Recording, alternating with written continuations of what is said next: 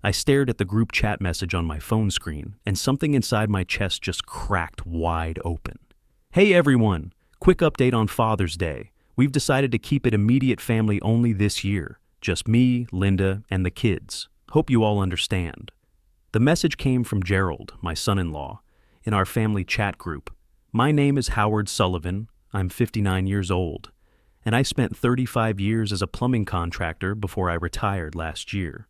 My wife Nancy passed away 2 years ago from breast cancer, and since then, I've been trying my best to take care of what's left of our family.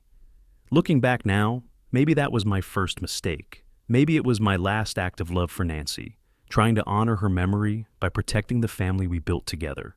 I read the Father's Day message 3 times before it really sank in. Immediate family only. I wasn't considered immediate family. I was Linda's father. I had raised her from the time she could walk, changed her diapers, taught her to ride a bike, helped her with homework through high school calculus that made my head spin. I'd walked her down the aisle when she married Gerald 8 years ago, tears streaming down my face as I gave away my little girl. I'd been there when both my grandchildren, Arthur and Helen, took their first breaths, cutting Arthur's umbilical cord with shaking hands and holding Helen while Linda recovered from her C-section. But apparently, I wasn't immediate family. The worst part wasn't even the message itself. It was that Linda had liked it. My own daughter had put a thumbs up on a message excluding her father from Father's Day. The daughter who used to climb into my lap every Sunday morning to read the comics together, who called me Daddy until she was 15 and decided it wasn't cool anymore. Let me back up and explain how we got to this point. Because this story starts long before that text message destroyed my Thursday evening like a pipe bursting in the walls of everything I thought I knew about my family. When Nancy died, Linda and Gerald were struggling financially. Gerald worked as an insurance sales manager at a regional firm, pulling in maybe $55,000 a year on a good year with commissions. Linda taught 3rd grade at Lincoln Elementary School for about $42,000 annually. With Arthur being 7 and Helen being 5 at the time, they were crammed into a small 2-bedroom apartment across town, and I could see the stress lines forming around Linda's eyes every time she visited. Nancy and I had bought our house 32 years ago, right after Linda was born. It's a 4-bedroom colonial on 2 acres just outside Springfield. Nothing fancy but solid construction with good bones. Nancy always said a house should feel like a home, not a showplace, and ours definitely felt lived in. After Nancy passed, though, the house felt too big, too quiet, too full of memories that hurt like touching a raw wire. Every room echoed with her voice. Every corner held some reminder of the life we'd shared for 30 years. When Linda mentioned during one of our Sunday dinners that they were looking for a bigger place but couldn't afford anything decent in a good school district, I made what I thought was a generous, loving offer. "Why don't you all move in here?" I suggested, cutting into the pot roast Nancy used to make every Sunday. "There's plenty of room. Arthur and Helen can each have their own bedroom. You'll have space to spread out, and you won't have to worry about rent or finding a new place." Linda's eyes filled with tears, the good kind, and she hugged me tight. "Dad, are you sure? I mean, this is your house, your space." "It's too much house for just me," I told her, which was true. "And your mother always loved having family close by. She'd want the kids to grow up here, where you grew up." Gerald shook my hand firmly and called me a real lifesaver. He seemed genuinely grateful, even emotional about it. "This means everything to us, Howard. We won't take it for granted, I promise." They moved in 6 months after Nancy's funeral, during the spring, when Linda said the kids would adjust better to a new environment. I kept the master bedroom Nancy and I had shared, along with her sewing room that I couldn't bear to touch, and they took over the rest of the house. The arrangement worked well at first, better than I'd hoped. The kids were thrilled to have space to run around, a backyard to play in, and their own rooms to decorate however they wanted. I enjoyed having family close by again. The house felt alive in ways it hadn't since Nancy died. Linda cooked dinner most nights, and we'd all eat together at the big oak dining table Nancy had picked out at an estate sale 20 years ago. Gerald would help me with yard work on weekends, and I taught Arthur how to use basic tools in my workshop, the same way I'd taught Linda when she was his age, even though she'd been more interested in the measuring tape than the hammers. But I also started helping them financially, maybe more than I should have. Gerald's car, A 2015 Honda Civic with 180,000 miles needed major transmission work just a month after they moved in. The repair estimate came to $3,200, which was more than their monthly budget could handle. I covered it without hesitation. Linda wanted to go back to school for her master's degree in education administration, which would eventually increase her salary by about $15,000 a year. The tuition was $18,000 over 2 years. I paid it up front. The kids needed new clothes for school, sports equipment for Arthur's baseball league, art supplies for Helen's creative projects. And I was happy to provide all of it. Nancy had always said that grandparents were supposed to spoil their grandchildren a little, and it felt good to see them happy, to see Linda's stress lines fading as their financial pressure eased. Every month, I'd transfer about $3,800 to their joint checking account to help with expenses, groceries, utilities, and whatever else came up. Nancy and I had been careful with money throughout our marriage. Between my plumber's union pension, Social Security, and the investments Nancy had insisted we make even when money was tight in our younger years, I was comfortable financially. What was the point of having money sitting in accounts earning minimal interest if I couldn't use it to help my family live better lives? The problems started small, so subtle I almost didn't notice them at first. Gerald began staying out later on weeknights, claiming he had client meetings or networking events that kept him at restaurants or bars until 9 or 10 p.m. Linda started spending more time on her phone during family dinners, scrolling through social media or texting friends instead of talking with us. The easy conversation we'd always shared began to feel forced, like she was going through the motions of family time. Arthur and Helen were still great kids, still excited to spend time with Grandpa Howard, but I noticed Linda and Gerald would send them upstairs to their rooms whenever they wanted to have adult conversations that apparently I wasn't included in. These hushed discussions would happen in the kitchen or living room, voices too low for me to hear clearly. But I caught fragments about planning for the future and making sure we're protected. About a year after they moved in, I started noticing that Gerald was getting awfully interested in the house itself, asking questions that seemed innocent enough individually, but formed a pattern when I looked back later. He'd comment on the property value, wondering aloud what houses like ours were selling for in the current market. He'd ask when I'd bought the place, how much the mortgage had been, whether I'd ever had it professionally appraised. "You know, Howard," he'd say while we were grilling burgers in the backyard, "this property has probably appreciated quite a bit since you bought it in 1992. Houses in this area are really in demand now with the new shopping center going in down the road." Gerald started bringing up practical matters with increasing frequency, usually when Linda was within earshot.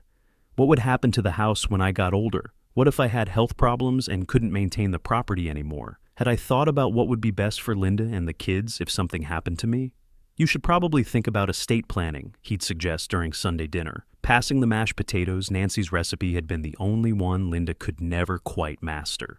"Make sure everything's set up properly for Linda and the kids' future. These things can get complicated if you don't plan ahead." I had thought about it, actually. I met with my attorney, Patricia Morrison, and updated my will to make sure Linda would inherit everything when I died. But Gerald kept pushing for more immediate arrangements, more concrete protections for what he called unforeseen circumstances. "What if something happens to you tomorrow?" he'd ask, sometimes in front of Arthur and Helen, which made me uncomfortable. "Wouldn't it be easier if Linda's name was already on the deed? Just for security, you understand. It would give everyone peace of mind." The pressure was subtle but constant. Gerald would bring up property planning during family dinners, while we were watching TV together, even when we were working in the garage on weekend projects. Linda would nod along supportively, saying things like, "Dad, Gerald's just looking out for us. He knows about these financial things from his insurance background." Gerald did seem knowledgeable about legal and financial matters, more so than I was. He'd throw around terms like probate avoidance and tax implications and right of survivorship that sounded important and complex. When you've spent 35 years fixing pipes and dealing with practical problems, legal terminology can sound intimidating, like a foreign language you're supposed to understand but never quite learned. 6 months ago, after what felt like months of gentle but persistent pressure, Gerald suggested I add Linda as a joint owner on the property deed. "Just makes sense from every angle," he explained, spreading out some papers he'd printed from legal websites. "It avoids probate complications when the time comes, potentially saves thousands in taxes and legal fees, and gives Linda security knowing she'll never lose her childhood home. It sounded reasonable when he explained it that way.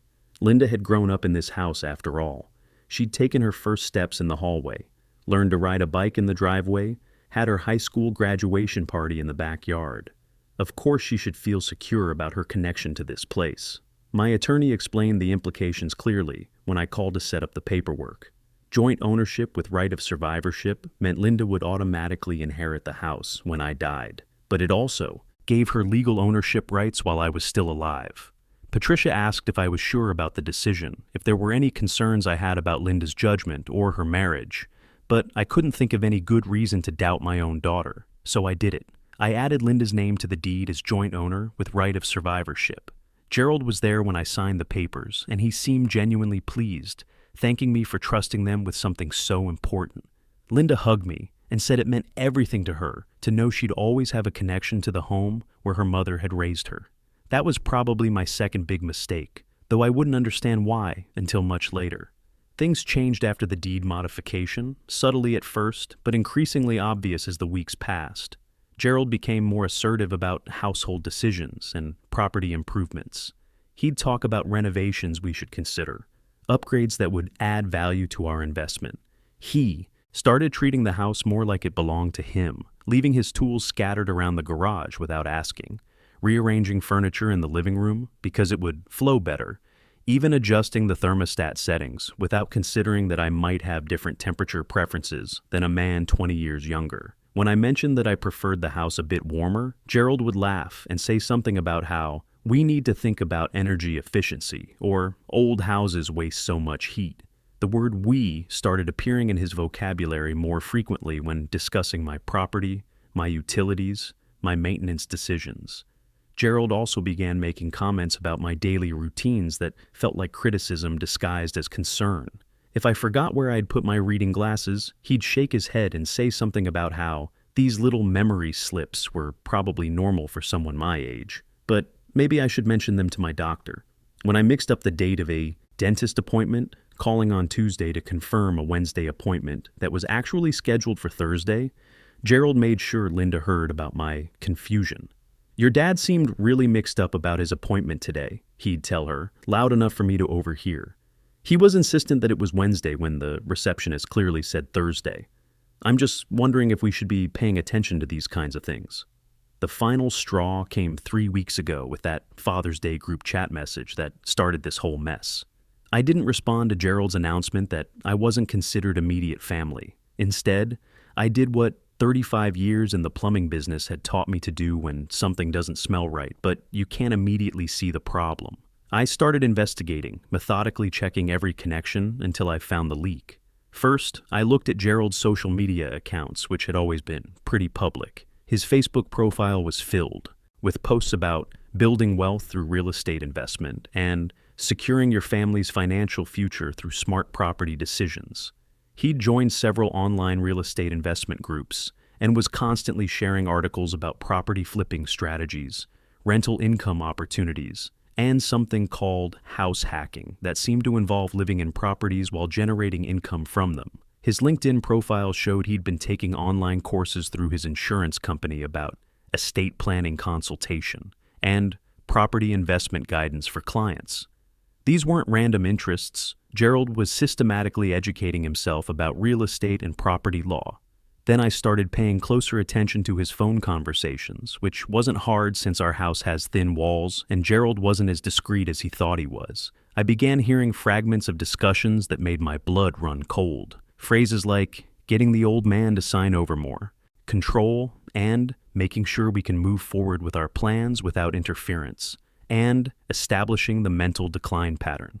The most disturbing conversation I overheard was Gerald talking to someone, I later learned it was his brother Stanley, about documenting incidents and building a case for incompetency.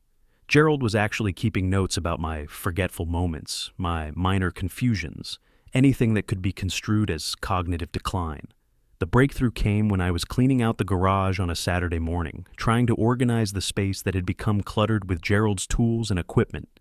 In his car, a 2018 Honda Civic he'd bought after I helped with his transmission problems. I found a manila folder that had fallen between the driver's seat and center console. Inside that folder were printouts that made my hands shake as I read them. Articles about adverse possession laws in our state and how to establish exclusive residence claims. There were notes in Gerald's handwriting about establishing sole occupancy and documenting the original owner's declining mental capacity, copies of forms for emergency guardianship petitions and mental competency evaluations.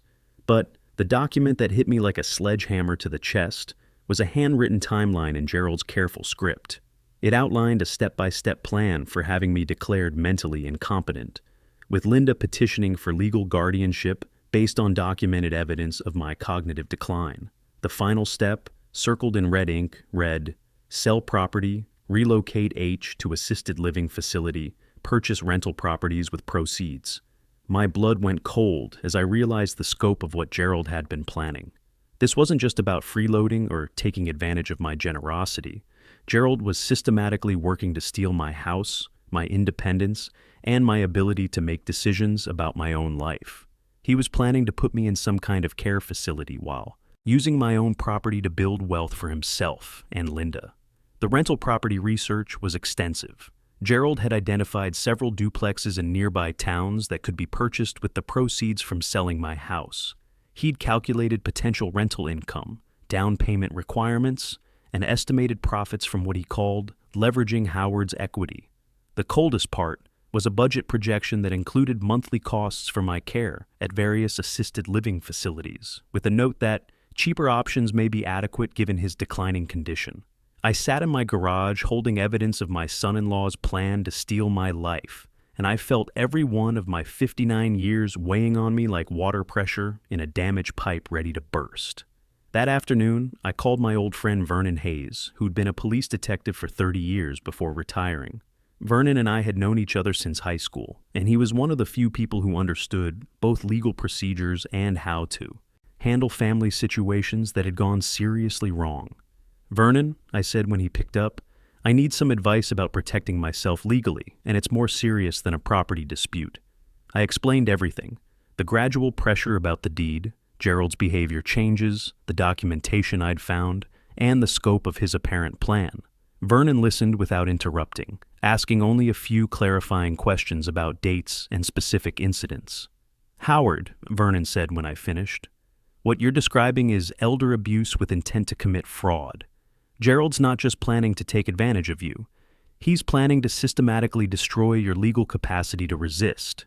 You need to document everything immediately and build a case to protect yourself before he can execute his plan." Vernon helped me understand the legal landscape I was facing. If Gerald could convince Linda that I was becoming mentally incompetent, she could petition for guardianship as my only living family member, with her name already on the property deed and a documented pattern of my alleged cognitive decline. A judge might very well grant that petition. Once Linda had legal guardianship, she could make decisions about my living situation, my finances, and my property without my consent. "The good news," Vernon explained, "is that you're clearly thinking straight. You've discovered his plan before he could execute it, and you can take steps to protect yourself.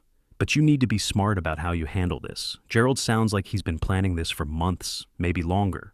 Over the next week, Vernon helped me develop a strategy to protect myself and gather evidence of Gerald's scheme. First, we established my mental competency through official channels. I scheduled comprehensive medical and cognitive evaluations with my primary care physician and a geriatrician Vernon recommended. I met with a psychologist for mental health assessments and had my attorney witness formal documents confirming my ability to understand complex legal concepts and make informed decisions. Second, we set up discreet surveillance in my own home. Vernon helped me install a small hidden camera in the kitchen, positioned behind some decorative pottery Nancy had collected over the years. The camera was designed to capture conversations at the dining table and kitchen island, where Gerald seemed to conduct most of his phone calls. Everything was completely legal, since it was my house, and I was protecting myself from documented threats. The surveillance paid off within days. Gerald had no idea he was being recorded when he brought his brother Stanley over for what he thought was a private conversation. After Linda took the kids upstairs for bath time, Gerald and Stanley sat at my kitchen table, discussing the details of their plan with shocking openness. "The old man's definitely getting more forgetful," Gerald said, spreading papers across the table where Nancy and I had shared breakfast every morning for 30 years. Linda's starting to notice it too, which is perfect for our timeline.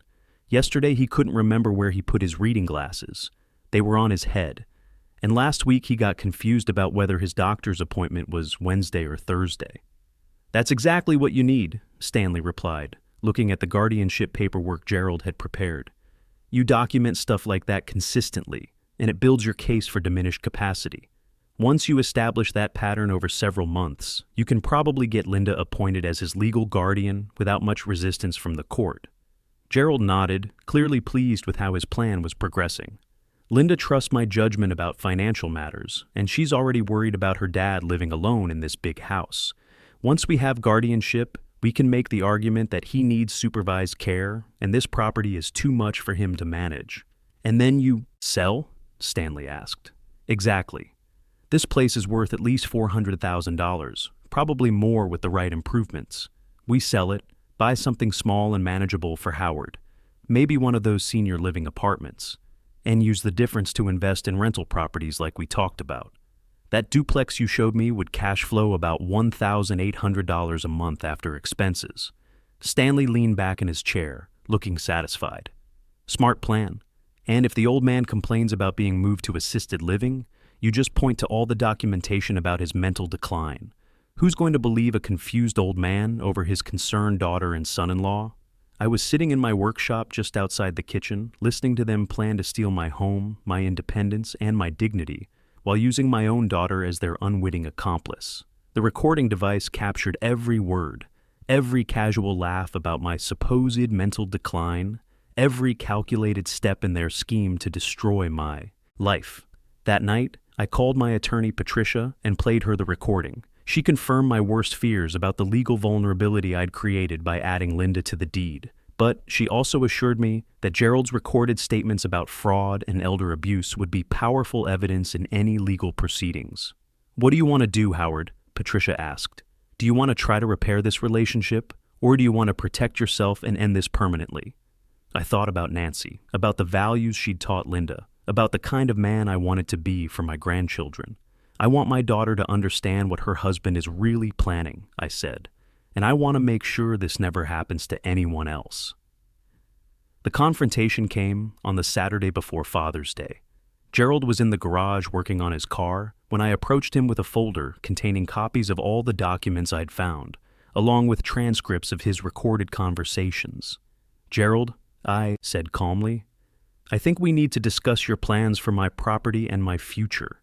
He looked up from under the hood, suddenly alert. "What do you mean?" "I mean your research into adverse possession laws, your timeline for having me declared incompetent, and your conversations with Stanley about selling my house to buy rental properties." I handed him the folder. "I thought you might want to review your own notes before we have a family discussion about them." Gerald's face went through several color changes as he read through the evidence. Confusion, recognition, anger, and finally a kind of desperate calculation. "Where did you get this? You can't just go through my personal papers." "Actually, I can when you leave them in my garage in a car parked on my property," I replied. "And I can certainly record conversations that take place in my own kitchen when I have reason to believe someone is planning to defraud me." "You recorded us?" Gerald's voice cracked slightly. "That's illegal. You can't use secretly recorded conversations. It's completely legal to record conversations in your own home when you believe crimes are being planned," I said. "I checked with a retired police detective and my attorney. Both suggested I protect myself by documenting your activities." Gerald stared at me for a long moment, probably trying to calculate his options. Finally, he attempted to shift into manipulation mode. "Howard, you're taking this all wrong. I was just trying to plan for potential future scenarios. Linda and I care about your well-being, and we want to make sure you're protected if your health starts declining. By stealing my house and putting me in assisted living? By making sure you have appropriate care when you need it," Gerald said, his voice taking on a reasonable, concerned tone. "You're getting older, and this house is a lot of responsibility. What if you fall and no one finds you for hours? What if you forget to turn off the stove? I was just..." researching options to keep you safe. Then why were you researching how to have me declared mentally incompetent? Why were you documenting my declining cognitive function and planning to sell my property without my consent? Gerald's reasonable mask slipped entirely. Because you're too stubborn to admit you need help. You'll never voluntarily give up this house, even when it's clearly too much for you to handle. Someone has to think practically about these situations. Someone like you who would profit from selling my home? We're family, Gerald snapped. Of course we'd benefit from your property eventually. That's how inheritance works. I was just trying to plan ahead responsibly. That evening, I called Linda, Gerald, and the kids into the living room for what I announced as a family meeting. Arthur and Helen sensed the tension immediately and sat close together on the couch, looking worried. I want to talk about some discoveries I've made regarding Gerald's plans for our family's future, I began. I played the recording of Gerald and Stanley's conversation about having me declared incompetent and selling my house. The room erupted exactly as I'd expected. Linda started crying, not the gentle tears of sadness, but harsh sobs of betrayal and shock. Gerald immediately went on the offensive, shouting about privacy violations and misunderstandings. Arthur and Helen looked terrified, not understanding the words they were hearing, but recognizing the anger and hurt in their parents' voices. "Gerald," Linda said when the recording ended, her voice barely a whisper, "tell me this isn't what it sounds like." "Linda, you have to understand the context," Gerald began, but she cut him off. "The context is that you were planning to steal my father's house and put him in assisted living so you could buy rental properties," Linda said, her voice getting stronger. "The context is that you've been documenting his normal senior moments as evidence of mental decline. The context is that you manipulated me into thinking Dad needed more supervision when he's fine." Gerald tried several more explanations, each one sounding more desperate than the last. But Linda had heard enough. She told him to pack his things and leave that night. When he threatened legal action regarding custody and property rights, my attorney stepped out from the hallway where she'd been waiting. 3 months later, Linda was granted a divorce with sole custody based on Gerald's attempted elder abuse. The recordings made his case difficult to defend. Linda got promoted to vice principal at her school, and she's stronger and more confident than I've seen her since before she married Gerald. As for me, I'm learning that the greatest gift you can give your family sometimes isn't financial support or endless accommodation. Sometimes it's boundaries, consequences, and the chance to see who they really are when they have to stand on their own. True family means people who value you for who you are, not what you can provide, and who show up because they want to, not because they have to.